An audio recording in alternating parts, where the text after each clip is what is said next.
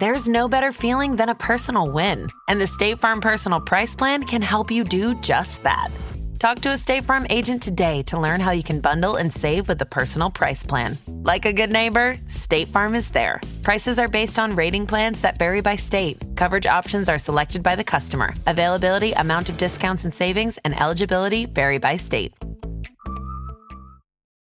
This episode is brought to you by Allstate. Some people just know they could save hundreds on car insurance by checking Allstate first. Like, you know, to check you have the tickets in your wallet first before you drive 2 hours to the big game. Seriously, you had one job. Now the closest you'll get to the 50-yard line is parking lot D.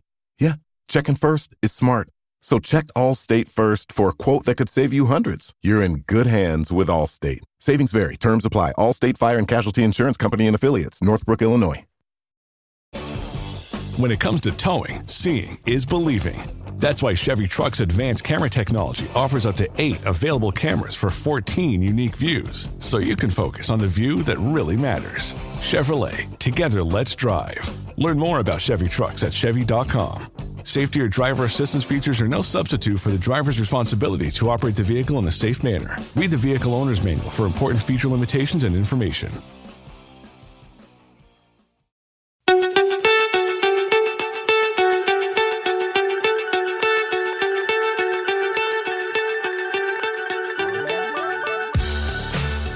So attention cricket clubs and cricketing family, are you ready to step up to the crease and make a long-lasting impact on your club's legacy? Listen up, we've got something special for you. Introducing Fund It Now, the revolutionary fundraising platform that's changing the game for cricket clubs everywhere.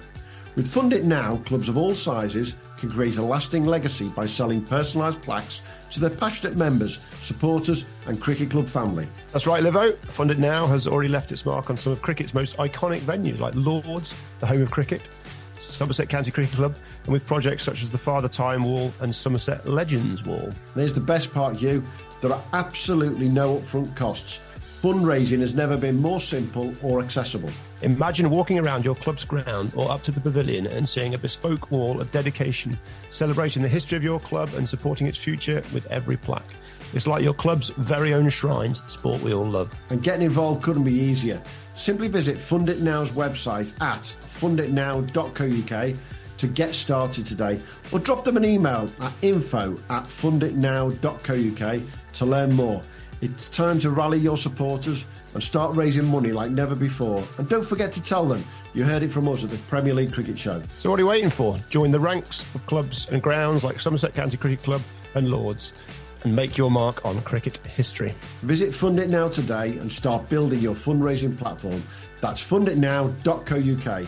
Fund It Now, where passion meets purpose at your cricket club, and begin creating your own legacy.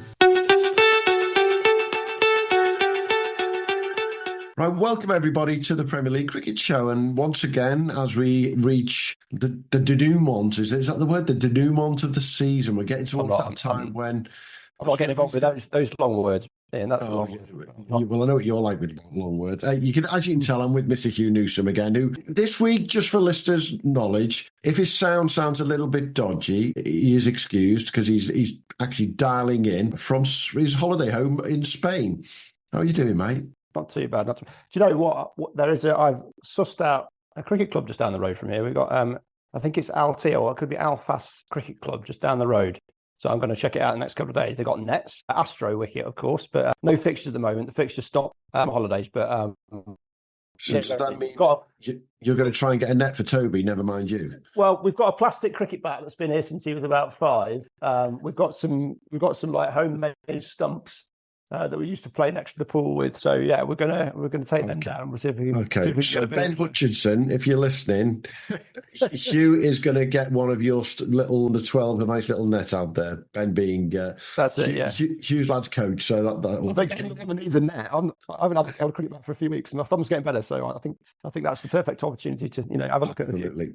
Hey, talking of Ben's, we've got another one with us today. We've got our guest this week. We've had a guest already from the Surrey Championship this year, but he was actually on our Overseas at the Crease series with Mr. Teague Wiley. But joining us today to talk Surrey Championship and everything around that area is one of Teague's colleagues, Mr. Ben Townsend. How you doing, mate? Hi, guys. Yeah, really good. Thanks. How are you doing? Yeah, good. And we were talking off air, weren't we? Funnily enough, you've just come back from Spain yourself. You've had a little bit of a towards the end of season break, ready for that last couple of weeks as well. Was it needed, but going out there? Yeah, we hit a rocky bit of form, Esher. Put my feet up for a week, and yeah, it was nice to get away for a week. Well, I did get an ear infection. Well, that's nobody's fault but your own, is it? That was shown. Yeah, absolutely. Got away with it. Now, you've just mentioned you've had a little bit of a, shall we say, an in and out run of form the last couple of weeks. It has coincided with your overseas disappearing back to play bloody T. You know, he didn't. He obviously cared, but he didn't care that much, did he, Mr. Teaguali? Yeah, just scored the most runs in the league for opening half the season, then leave us to struggle. Absolutely, but he's doing all right up in Darwin. He's been doing all right, and he did finish the season strongly with you guys in the T20 as well, didn't he? Yeah, scored 100 in the semi-final, which put us well on our way to winning the Surrey T20 comp, which was brilliant. Yeah, Teague was excellent for us, not just on the field, but off the field as well. He was so good for the club. He always around and getting the lads to put money behind the bar. He was brilliant. So not just from a playing point of view, but as a bloke as well. He was top. Well, we're not going to blow smoke on his backside too much, because obviously we want to keep him a bit level ground. We thought he was a really level-headed bloke, and we're going to follow his career with great interest. He was a sound bloke when we interviewed him. There's no two ways about it. But let's talk about yourself, Ben. You've been around Esher only a couple of years now, because you did start off at one of my favourite clubs in the entire country. You started off at Stoke Darbanon, didn't you? I did. What a brilliant club. I was there from probably the age of 5, and they nurtured me. They put me into the Sunday men's game at the age of 12, and they helped me grow as a cricketer. Yeah, brilliant club, little village club, and yeah, made the move to Esher about start of last season.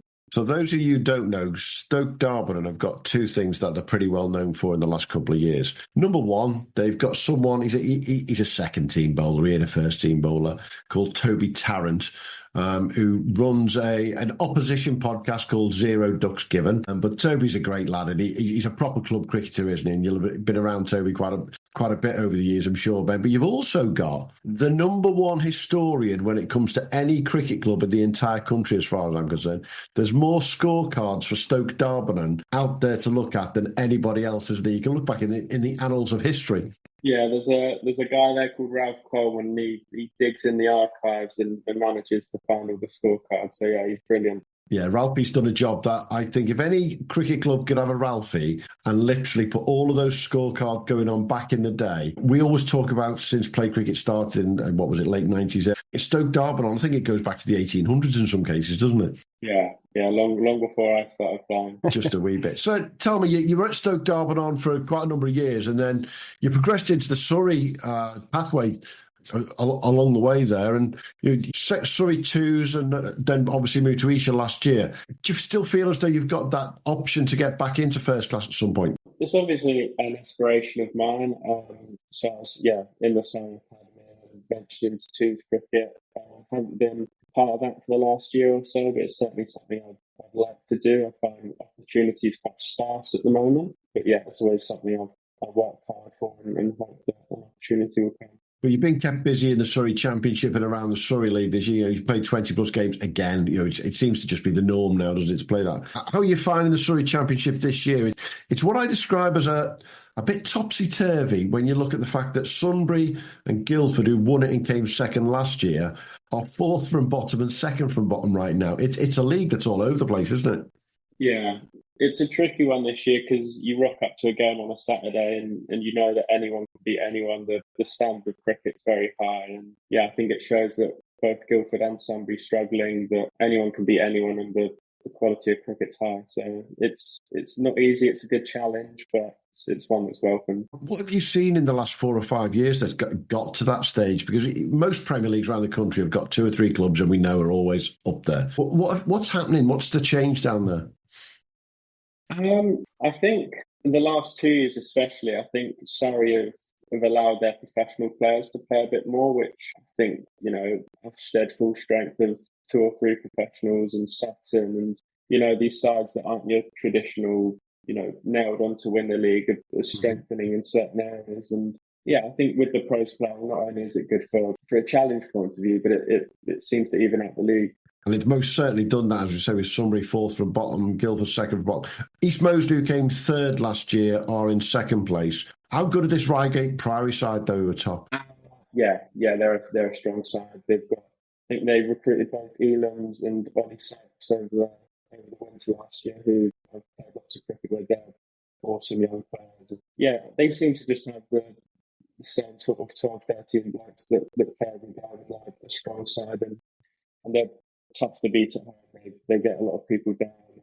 They've sort of made it a fortress at home. So you've just said something really interesting there. The same 12 or 13 blokes. Is that something that you've seen full stop, consistency, the same squad, same team going out there week in week? That seems to be a big difference for them. Yeah, I think so. And it was similar with Guildford last year. You know, they'd just come up from Div 1 and yeah, as you say, they had the same team every week, and that sort of consistency means that they can challenge week in, week out, and it's something that, you know, from looking at that, it's something that I feel like really strengthens them and gives them the best chance of winning the league. We've seen the strength of them. We've got Wimbledon, who are, you know, such a strong team on the national level, and this weekend Reigate have absolutely flattened them, bowled them out for 155 and knocked them off 15 overs to go, 3 down. You know, that they're just able to, you know, roll good sides week in, week out. Yeah, they're strong, and yeah, I think it's between them and Molesey, and we play Molesey this Saturday, so hopefully can Reigate a favour. Who stood out for you in the league from Reigate? Obviously, the same squad week in, week out, but who stood out for you there? They've got a strong overseas. Fraser Sheet is a good player. Ollie Sykes, when he plays, whacks it in the top order, and Richard Oliver, again, top order batsman, has been around a while, and he seems to pile on the runs every year. But I think they're a good example of lots of guys chipping in, and you know, they might have a different match winner every week, which puts them above everyone else at the moment. Yeah, as you said, I mean, turning Wimbledon over the way they did at the weekend, I'm not going to say it's a surprise, because Wimbledon have had a very in and out season from what I've seen. Yeah, Wimbledon they've not been at their best this year, have they? But they're still a match for anybody on their day. So very strong. What have you seen with Wimbledon in particular, Ben? Because obviously you would have expected them to be right up there this year. What do you think's not been working for them? Yeah, they seem to be competitive most weeks. We beat them in the white ball game. They're quite a strong side for that. And then in the red ball game, it was a draw. But I don't know. I think it's tough sometimes. Obviously, they were national champs in the T20 last year, and sometimes it's hard to follow those sort of performances up. But from my point of view, they're always strong, and they're never an easy side to beat. So I just think that, I don't know, maybe there's a bit of inconsistency there this year. But I think the main focus of them is, yeah, they're going strong enough, and it's always a high challenge to play against Wimbledon. Absolutely. What else have you seen, Hugh, over the weekend in the Surrey Championship games there? Well, just overall, I mean, looking at Wimbledon there, I think one of the players of last season that really caught my eye, Tim Lloyd's only managed 11 games. 50, you know, scored 500 runs, but yeah, just maybe a bit of availability issues as well. Yeah, so just looking at the matches this weekend, is it Ashtead? It is Ashtead. Ashtead, yeah. Yeah, it is Ashtead, not Ashtead. Ashtead. You struggle to say, Hugh. Ashtead. Well, it's spelled Ashtead, isn't it? E-A-D. Anyway, heads H-E-A-D. No, it's not. It's spelled Ashtead. I've got a small screen. Ashtead, Sutton. Ashtead put up 259 for 8 in their 50, and then bowled Sutton out for 234. Mark Stoneman, familiar name there, 98 off 117 balls when he's been playing. He's been very handy. Sam Holmes, 3 for 53. Connor Griffin for Sutton, 3 for 65. Barnstead Sunbury. Barnstead put up 210 in their overs, and then Sunbury knocked it off, 1 wicket remaining. So it's a nice finish there. Patrick Rowe, 63 off 102 balls.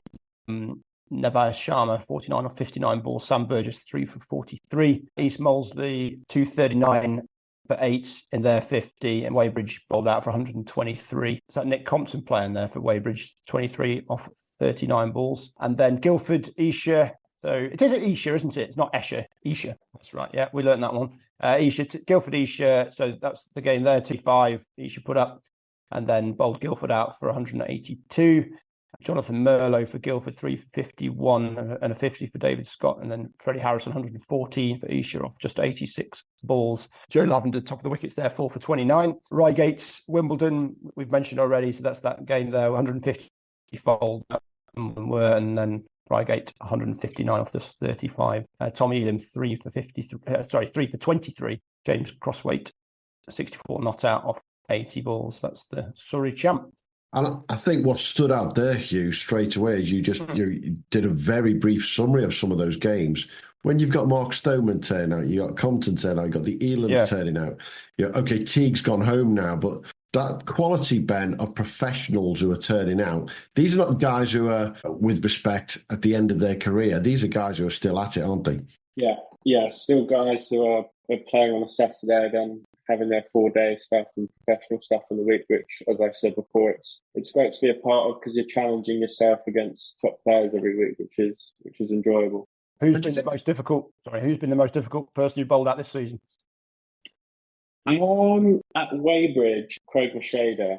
He always seems to hit me around the park. But yeah, I think some of the younger guys as well are challenging to bowl at. But yeah, I'd say Mashader. Mashader always hits me around. You were going to say Teague Wiley in the nets, weren't you? Yeah, that's another one. Teague making me fetch the ball every Thursday. That's about right. But it is interesting hearing about those professionals. And what's happened at Surrey there? Is it down to the fact that, I'm going to say something a lot of county people would say, they have got one of the biggest squads in the country and therefore people are not getting a game? Is it simply down to that, do you think? And they've been pushing them further out? I think so. I also think it's guys wanting to play and push themselves on a Saturday because they know that the standard of the Surrey Prem is strong as well. So I think they not only want cricket, but they also see it as a challenge and go out on a Saturday and try and get into some form.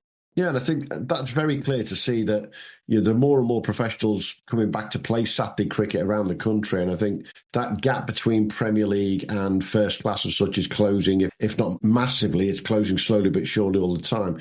Do you think that's something that going forward we're going to see far more of? I hope so. You never know, but hopefully with the quality of overseas, like Irvine plays for Weybridge, and there's some other current international players that come over. Hopefully, we'll see that gap shorten even further. You mentioned Teague there. What's he done for the club? Obviously, he's had to go back, but what did he bring to the club while he was around? He just brought a level of professionalism that maybe we didn't have before. Like we'd do extra runs on a Thursday after training. He'd always be around for a hit, and I think it's that intensity and professionalism that he's added to each other, has put us in good stead. And even though he's gone now, hopefully we're still keeping some of those values in our day-to-day practice. Yeah, and you mentioned just before we started though that you're going over to Australia for a winter. Is that something you had in mind anyway, or is that on the back of Teague and getting to know him? It's something I've always flirted with the idea of doing, but yeah, getting to know Teague and him sort of selling Perth to me, it was a no-brainer to go over there now. Very good. I hope you're going to get your bodyboard out.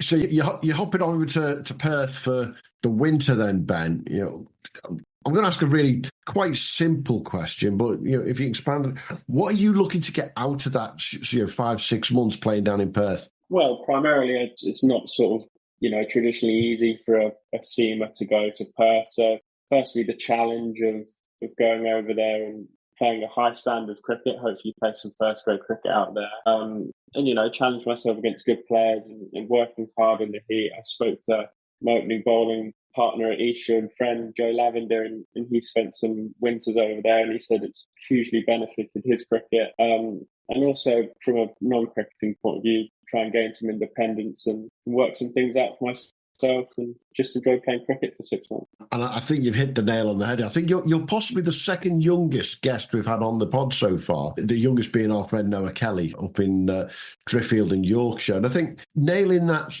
trip out to Australia for 5 or 6 months of being on your own, inverted commas, having to live, eat and breathe cricket, it's a big difference, isn't it, to your day-to-day life? Yeah, absolutely. It's a challenge I'm looking forward to, and yeah, hopefully 6 months away will make me a better cricketer over here. I'm hoping I'll be really disappointed if you don't, that you play some indoor cricket while you're there. I think that's the main thing you need to take out of that winter. To hell with first grade, the WACA comp. Let's get you playing some indoor cricket with attention nets. I think that's, you up for that? Yes, it's a 101 bouncer. That's it. You see, there's certain things, if you listen to this pod, that Hugh will always talk about. Western Australia's up there. Well, it's Indoor perfect cricket. Western Australian indoor cricket. I'm sold, isn't it? Absolutely. We haven't actually talked about the jet stream this week, though. And isn't it funny that we haven't had to talk about the jet stream? Because actually, there's been a lot of cricket around the country for a change, Hugh.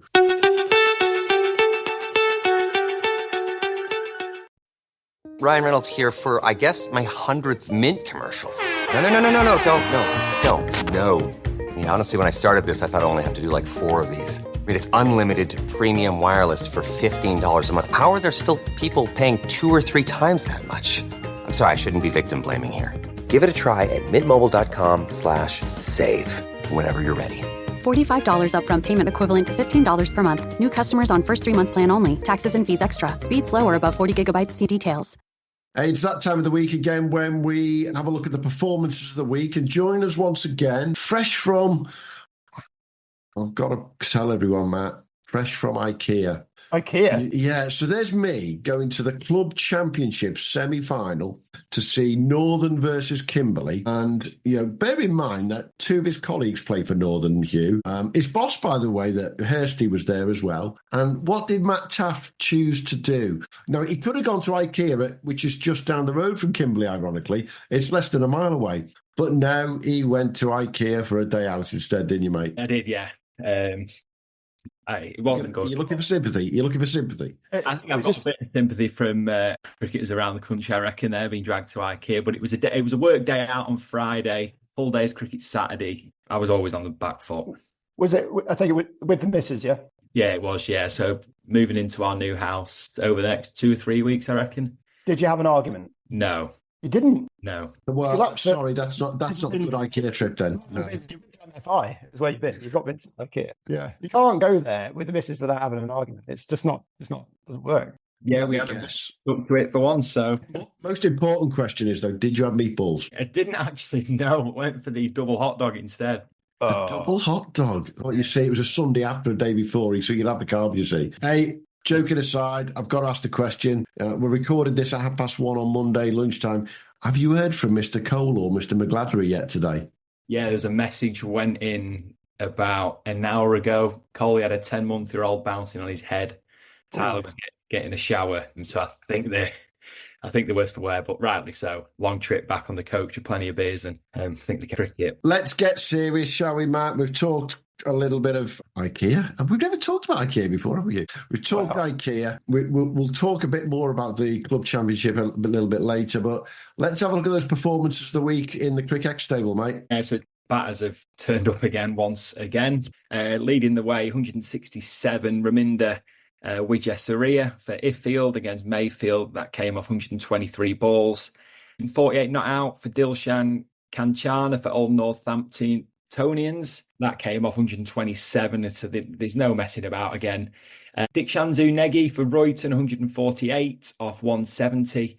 And the next highest score, if no one's seen that scorecard, was 11. And there were 190 all out. And I think either 11 or extras was the highest score. So 148 there's a crazy innings. CP Rizwan for Hatherley and Reddings, 125. Over in Ireland, South African Mark Andriantos for Cork County, 111. Flora Devonshire, the New Zealander, 101 not out of 60 balls for Cookfield. William O'Donnell, again, 100 off 98 balls. And then a bit of a mention, I don't know whether you might have spoken about it before, Avishka Tharindu for Bracebridge Heath, 86 off 68. 47, was it? It was a big number. Yeah, so that's a impressive scorecard there. But yeah, so that wraps up our batters of the week. And what we got to beat that on the national stage, I'm going to say it outright, we got some names on it this week, haven't we, Hugh? It's yeah, I think everyone's, just maybe getting warmed up for the next phase of the county championship. But yeah, there's some famous names knocking about. Top of the tree, Daniel Bell Drummond, 159 off 134 balls for Blackheath in Kent against Bickley Park. James Regan, Bridgewater, interesting game, that one. We might touch on that. 151 off 127 against Bath in the Whipple. There's that Dilshan Kanchera, 148 not against Wollaston. That game, yeah, it was a pretty high scoring match. That Wollaston 294, Old Northampton 5. Really high scoring game, that one. Sam Arthurton, name that's we've seen a lot of. He's 5th. Sam Elston, Sidmouth against Payton, 148 not outs. But yeah, Sam Arthurton, 142 off 156 for Copdock, and Old Ipswich in against Frinton. And then I'll mention Bryn Llewellyn in a sec. And then just there's a couple of names. And the one that really caught my eye is Thomas Rue. Thomas Rue is James's brother, Somerset future superstar. Now, Thomas is 16. That's his first Premier League 100. He got 98 last year as a 15-year-old in the Premier League. He has the potential to be even better than his brother. He just looks absolute class. What was pretty special about this knock, Taunton St Andrews 238 for 9 off their 50, bowled Froster out for 134. But the scorecard reads for Taunton 0-21-1-8, Thomas Rue 124 of 116, 31-5, 19-8, and then Froster pretty much one person got to 32. So that doesn't look like an easy wicket, and you've got a young bloke there just making it look easy. So I think just watch he could be a future superstar. Yeah, most definitely. And I think point out a couple of other names that came through at the weekend. Joe Gattin back for Great Witchingham, 128 not out. Sonny Patel, 127 not out for Rothley Park. And a little bit further down the list, but just as important, we had James Bracey scoring 116 for Bristol. As you said, Hugh, all of these guys are getting ready to get back into the Championship. They've had some good red ball cricket out there. They've been hitting the ball hard. But I am going to go back to that Bridgewater game. You're right. Not only did we have James Regan with 151, we also had Joseph Eklund with 119 there, as Bridgewater put 300 plus on. Massive score against Bath, bowled Bath out, and Bridgewater are now equal top at the top of the West of England Premier League, together with Potterhead. And with 2 games to go in the West of England Premier League, there is bugger all points, is the way to describe it, between the top 3. So I think we'll be looking to get someone for the West of England on next week before the final week of the season, Hugh. That'd be good. Yeah, that Sonny Patel innings for Rothley, Rothley. So Langton's, who I think, were they on the wrong end of Rothley last season? They get bowled out. Was that the Dieter Klein game? I think it might have been, yeah. Yeah. They drew 58. They put up 258 against Rothley, and they would have been very happy with that, bowled out in the final over. And then Rothley knocked it off, 1 down in 32 overs. Some go in there. So you've got, Sonny Patel, 127 of 92 more. And then, who's that one? Anish Patel with 35 off 70 as well. So is that Finley Moore with 70 from 33 balls. So it's a hell of a performance for Rothley there, just wiping the floor with Langtons. Absolutely. Without a shadow, it's a batter's weekend, because I'm looking at the numbers myself for the bowlers. What you got in the Cricket stable for the bowlers, though, Matt? Yeah, I'd say definitely was a weekend for the batters. 6 for 45 leading the way for us. Budika Sanjeewa, the Sri Lankan for Conisborough. Thomas Jones for Cawthorne, 5 for 34. Safi Ghaffari, another 5 for 41. Richmond, he's got a bowling average of 9.8 for the summer, so, and he's creeping up there with 200 wickets, which is ridiculous. And then, like you say, it's just Thick Shiller de Silva 4 for 6, That Folks 4 for 7, Melissa Banks 4 for 9 for South Northumberland. So it was definitely a weekend for the batters. I did pick up on your mate Zach Folks with a little bit of a run there at the weekend. He did all right, didn't he? Yeah. Poor lad as well. I think there was an inside edge for 4, and then there was a leg bye. Got given 2 for leg byes, and it was got given 2 for a run, and then it should have been given leg byes, got given runs. So it'd have been 4 for 1 off his 10 overs, and he bowled serious pace on Saturday. He's, like you say, he's 2 games left with us, and then he's back with Warwickshire for the Blast. So he's ramping up his preparation now as well. Brilliant. Hey, what we got nationally then, Hugh? We haven't got many big numbers, have we? No, lots of fifers. I think the similar number of fifers to centuries this week, about 55, something like that. Narman Abid at Grantham, 7 for 26 against Long Sutton in the Lincolnshire Prem. Amir Yamin, 7 for 27 Truro against St Austell Cornwall League. Michael Harling, Rochdale 751 against Todmorden in the Lancs League. Tahir Afridi for Potton 6 for 19. Bishopston in the Whipple. And then just get the pronunciation. Upal Indra Siri for Darlington against Stocksley there. 6 for 21 in the North Yorkshire South Durham League. At the top 5, Matt Grinley, just sneaking in below, we'll get a mention because it's Matt Grinley, 6 for 32. Blackpool against Kendal. And then we've got a certain Matt Critchley turning out for Wigan as well. 6 for 41 against Southport and Birkdale in the Liverpool comp. I'll just jump into that top game, the Grantham game, which also caught my eye from a batting point of view. Grantham 322 for 3 against Long Sutton. And we've got Akib Afzal, 104 off 110 in that game, and Kendal Hidir, 72 from 66. So there's some names that have been getting some runs this year, still getting runs. So it's a high-scoring game and lots of wickets. Absolutely. Hey, we've got also give a mention to a couple of things that you pointed out there. We've got Tahir Afridi with his wickets. That was in the fastest finishing game of the whole weekend for Bishopston and Potter. That game lasted 30 overs in total. It was a quick day out for everyone. They obviously all had something else to do for it to be that quick. And the other one I want to give a shout out to is a little bit further down. The Darlington RACC game, quite remarkable here. In the Premier League for Darlington this weekend, they had father and son times 2. And the 2 sons were 13-year-olds making their debut in the Premier League. Wow. More on that later in the week, because I'm hoping to have a chat with them, because the boys are busy playing at the Barnard Castle Festival this week. But to have 2 13-year-olds making their debut in a Premier League game and to win by 8 wickets, that's a bit special, isn't it? Very, very good, that. Definitely. Once again, Matt, we will put 3 or 4 names out on our Twitter poll to see who's going to get the ECB Performance of the Week. I have a funny feeling that Mr. Kanchana might be on there, because that was some innings for old Northamptonians, without a shadow there, definitely. And then, obviously, we will look forward to seeing you, hopefully next Sunday. You're going to make an effort to come and watch your colleagues play down at Denby. And I'm also going down to Worcester as well, so you might be bored of me. In that case, we need a new staff member that we'd had, Hugh. Yeah. They've got a lovely home base in Worcester. Get a 2 for, you do 2 for 1, couldn't you? Catch you later, Matt. 2, all good. Have a good one. Cheers, mate.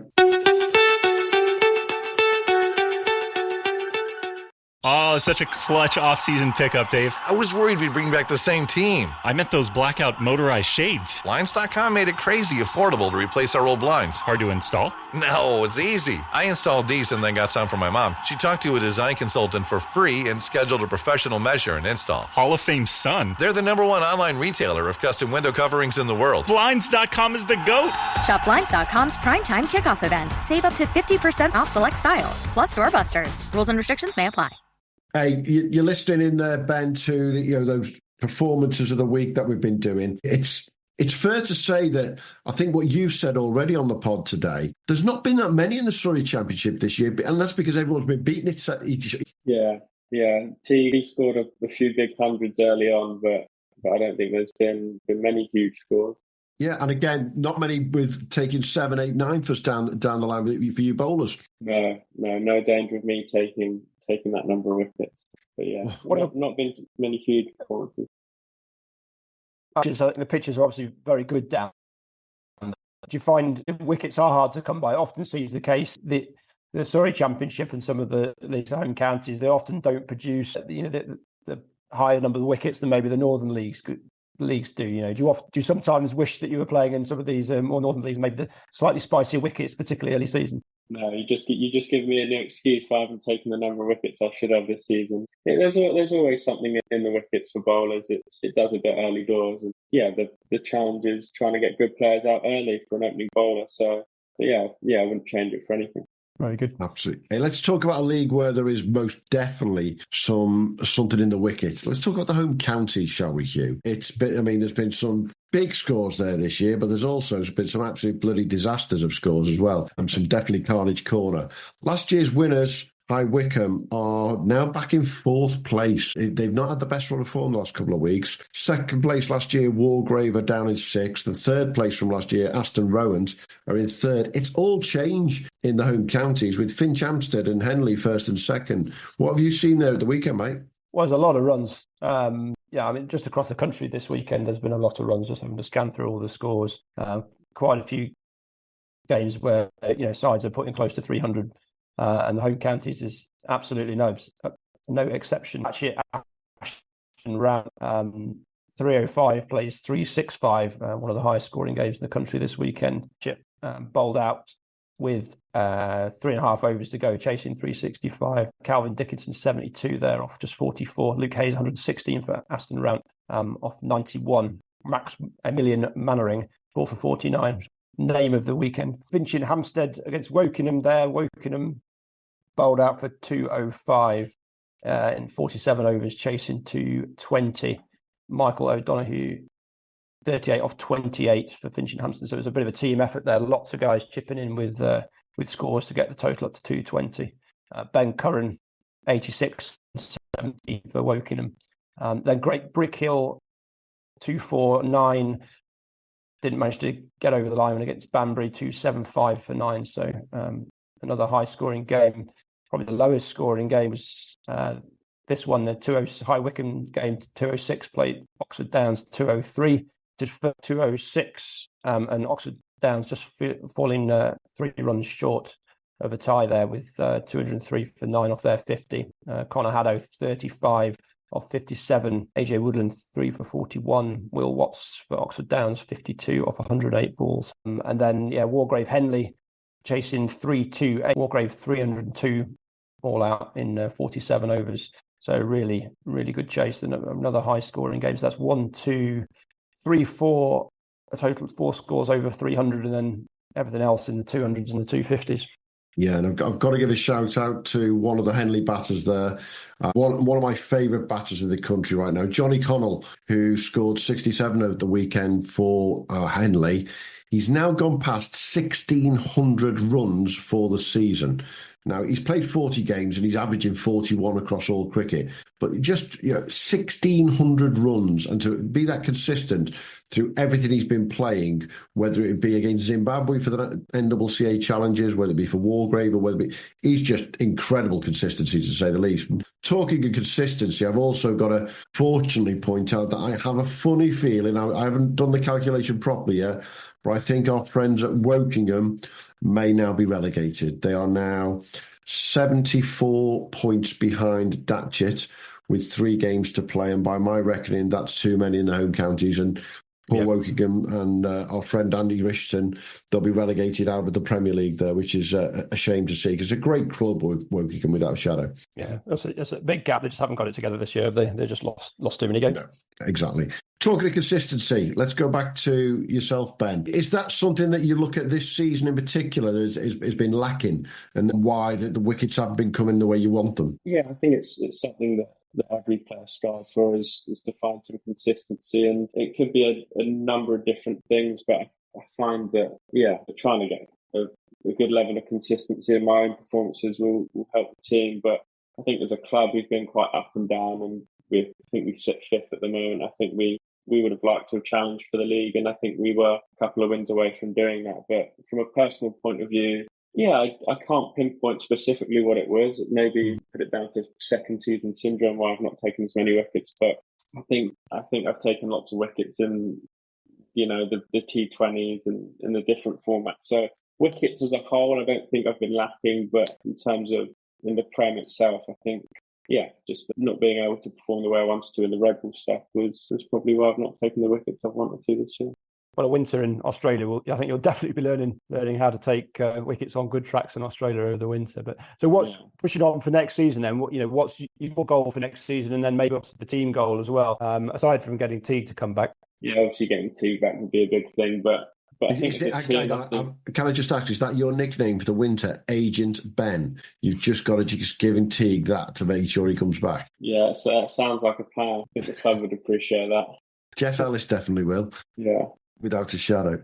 But what's your goals for next year? What will it take to maybe kick on and get that championship? I think the the team, Esher's main goal is to win the Prem. I think we've obviously got the players to do that. We've got, Justin Broad, who plays up at Northants. If we could see more of him, that would be great. But, sometimes you want the balance of, if we don't see him, that means he's doing well at Northants. And sometimes that's what we want as friends of his. But yeah, personally, obviously 30 wickets seems to be the magic number, which, I hit last year. Yeah, I think being able to contribute with both bat and ball is something that is a focus of mine for next year, definitely. Hey, definitely. And talking of focusing with bat and ball, thanks for the link there, Ben. It's beautiful, that one is. We're going to just talk about somebody who we hope to have on the pod in a couple of weeks' time. He's done it again, Hugh. Bryn Llewellyn with another ton for Clifton Alliance and 5 wickets. What's going on? Yeah, I mean, it's Bryn Llewellyn. He's able to just do it in the big games, isn't he? And this is against Driffield, who are a very strong side, and he's just made it look easy again. But I think his score of 134 opening the batting off 137 balls, and then bowling 10 overs, 2 maidens, 5 for 30. I've got him third in the best performances of the season across all Premier Leagues. We've got Peter Hatzeglu at the top with his 180 and 3 wickets, so he's up there with some big names. But yeah, he's just been able to do it week in, week out. He's a hell of a cricketer. He is, and looking at Clifton Alliance, Clifton Alliance are now 28 points ahead of Castleford with 4 games left in the season. I'm guessing it's 1, maybe 2 wins maximum that they're going to need to do it. And you can't see them stopping with the way Bryn's form's been throughout the season. And he outscored at the weekend the other guy who's been doing it all the time, Mr. Drury at Driffield as well, didn't he? Yeah, it's just been fantastic. I don't know whether has he been in the country before? I'm not sure, but just a really, really top season for your overseas. Exactly what you want. I mean, just looking at his play cricket, this is across all cricket, 1,500 runs at an average of 52, 850s, 500s, and then his bowling as well. He's 54 wickets at an average of 20, strike rate of 28 and economy of 4.2. So, just like the perfect overseas, done it all. Absolutely. Hey, it's been great having you on, Ben, and great to hear more about the Surrey Championship and a bit more in depth than we talked with Teague, to be fair, because we were talking more about Teague and his career when we were on there. So apologies to anyone who's heard the name Teague quite a lot on this pod, but we wanted Ben to give us a bit more of a flavour of what's going down in Surrey, and we look forward to seeing how you get on in Perth over the winter. I'm sure you'll have a great time one way or the other and be learning a hell of a lot, mate. Wonderful. Thanks for having me, guys. No, an absolute pleasure. And just for those who are listening now, also, I've got to point out a couple of things before I finish. So, as I've already said, I was with Northern and Kimberley yesterday at the Club Championship semi-final. Northern gone through to the Club Championship final at Worcester on September the 15th, where they will be playing Brentwood Cricket Club. And Brentwood, they made Bath's weekend even worse. So having lost on Saturday down at Bridgewater, the ridiculous amount of driving they've done, Bath then went over to Brentwood. They got beat. And who was it who scored the final 4 runs? Our guest last week on Overseas at the Crease, Mr. Jordan Silk. I urge you to check our social media and look at the videos of how Silky is celebrated that win. It just shows you that club cricket is so alive and well at this top level. And the boys at Brentwood can't wait to get to Worcester and play in this national final. We'll be doing some work with them between now and then. So congratulations to Brentwood. Congratulations to Northern, and congratulations to our friends up in the Bradford League, Woodlands, who won one of their most prestigious trophies. They won the Priestley Cup yesterday. Again, if I told you, 1,600 on the ground over at Lower House last week, 400 or 500 at New Farnley to watch Woodlands yesterday, 500 plus at Kimberley yesterday, and looking at the crowd at Brentwood, it looked exactly the same. Cricket's there, isn't it? If people want to watch good quality cricket, it's there. How on earth did they get 500 people in that car park? Goodness me, at Kimberley. That's like the world's smallest car. That's a great effort. There's a school round the corner. Right, okay, yeah. Or what you do is turn up early like me and you're just behind the pavilion. Yeah. I hope you had some good beer on, some cracking beer last time I was there. It was non-stop, and the Northern lads and the spectators from Northern, they, let's just say, I think they never were seen without a drink in their hand. It's the best one. I have a funny feeling their captain was never seen without a drink in his hand on the way home last night. So great to see you again this week, mate. Thanks. And thanks, Ben. Cheers now. Thanks, Ben. Appreciate it, mate. See you guys. Take care. Yeah. Cheers, man. Bye. Thanks for listening to the Premier League Cricket Show. If you haven't already, make sure to hit that subscribe button so you don't miss out on future episodes and stay updated on all the latest news, views and discussions from around the Cricket's Premier Leagues.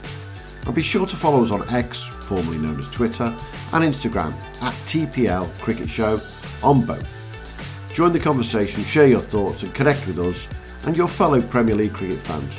And hey, if you enjoyed the show, why not show us some love? Leave us a 5-star review on your favourite podcast platform, as it helps other potential listeners to find us when they're searching for cricketing podcasts. Thanks again for being part of the Premier League Cricket Show family, and until next time, have a good one.